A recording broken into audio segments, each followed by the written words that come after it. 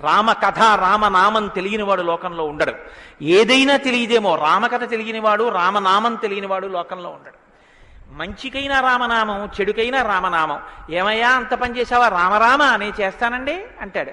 ఏదైనా చూడకూడదు చూస్తే రామరామ ఇలాంటిది చూశానేమండి అంటాడు. ఏదైనా మంచి జరిగితే రామరామ ఎంత మంచి మాట విన్నాను ఇవ్వాలంటాడు. భారతీయ సంస్కృతిలో రామనామం మమేకం అయిపోయింది. అటువంటి రామాయణం, అటువంటి రామనామం ధర్మానికి ఆలవాలం.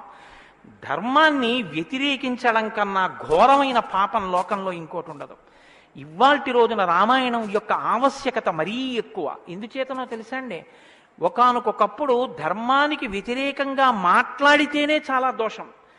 అటువంటిది ఇవాళ ఏ స్థితి వచ్చేసిందంటే, ధర్మాన్ని ధర్మము అని పేరు పెట్టి వ్యతిరేకంగా మాట్లాడితే బాగుండదని ధర్మానికి ఇంకొక పేరు పెట్టి వ్యతిరేకంగా మాట్లాడే రోజులు వచ్చాయి.